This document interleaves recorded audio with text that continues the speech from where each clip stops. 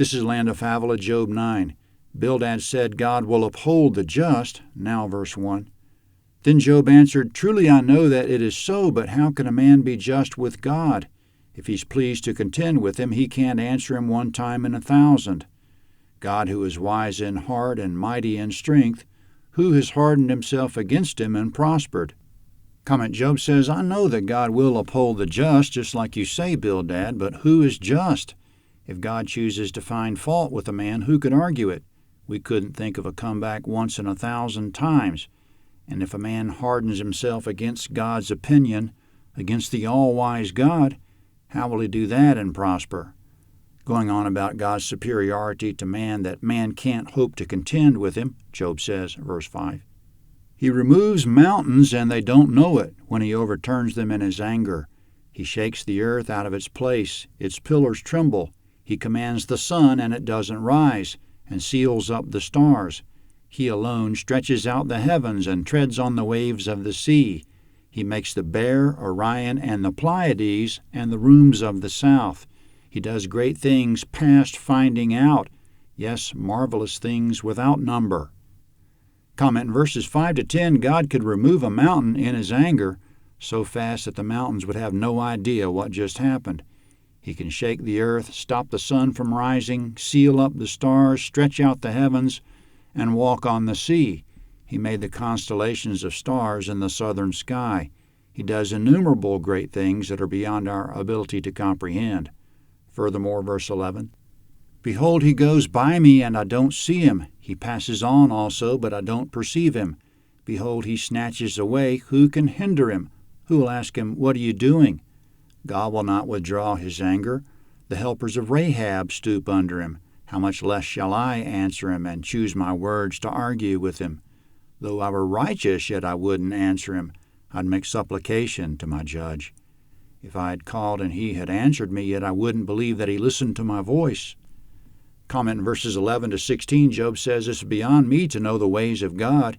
He could pass right by me and I wouldn't even know it.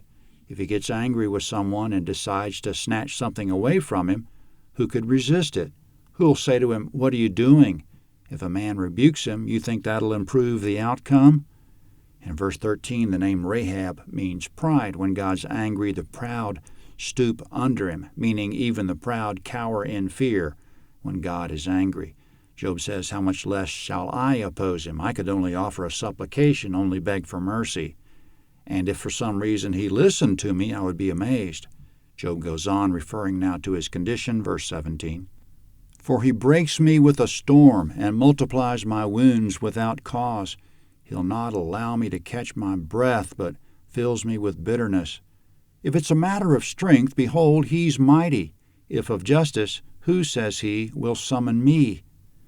Comment, Job says, God's broken out on me like a storm. He's wounded me. I can't even catch my breath. I'm in a bitter condition. You might tell me, Be strong, Job, but there's no such thing as being strong enough to resist God. You might say, Sue him for justice, but who can summon him to court? Verse 20. Though I am righteous, my own mouth shall condemn me. Though I am blameless, it shall prove me perverse. Comment, even though I'm righteous, I can't win a case against God because to argue with him is to lose every time. Verse 21. I'm blameless. I don't respect myself. I despise my life. Comment, I'm blameless, but I don't make anything of that. It won't help me. All I know is I despise my life. Verse 22. It's all the same. Therefore he destroys the blameless and the wicked. If the scourge kills suddenly, he'll mock at the trial of the innocent. The earth is given into the hand of the wicked. He covers the faces of its judges. If not he, then who is it? Comment in verses 22 to 24, it seems to Job that God's indiscriminate.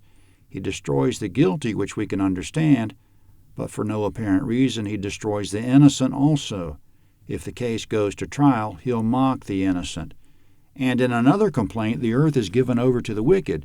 All those who oppose injustice, God makes invisible. If God's not responsible for the way things are, then who is? Job's just being honest about the way he's viewing the world right now. He says, verse 25, Now my days are swifter than a runner. They flee away. They see no good. They've passed away as the swift ships, as the eagle that swoops on the prey. Comment, he says, at this rate I'll be dead very soon. Verse 27. If I say I will forget my complaint, I will put off my sad face and cheer up, I'm afraid of all my sorrows. I know that you'll not hold me innocent. I shall be condemned. Why then do I labor in vain? Comment, Job figures that if he says, I'm fine, and puts on a cheerful face, it won't change the way he feels, and God will hold him accountable for his negative thoughts or for lying. So there's no point in covering up his true feelings. Verse 30. If I wash myself with snow and cleanse my hands with lye, yet you will plunge me in the ditch. My own clothes shall abhor me. Comment, there's nothing I can do to make myself acceptable or likable in this condition. Verse 32. For he's not a man as I am, that I should answer him, that we should come together in judgment. There's no umpire between us that might lay his hand on us both.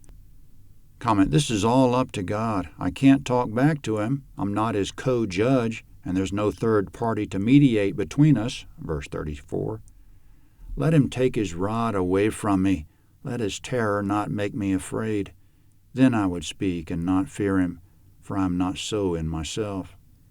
Comment, in verses 34 and 35, Job wants God to stop afflicting him and making him afraid. He's afraid to speak because it seems God's angry with him and might find fault with what he says. It's not ordinarily in Job's nature to be so guarded in his speech, quote, for I am not so in myself. Job 10 is next.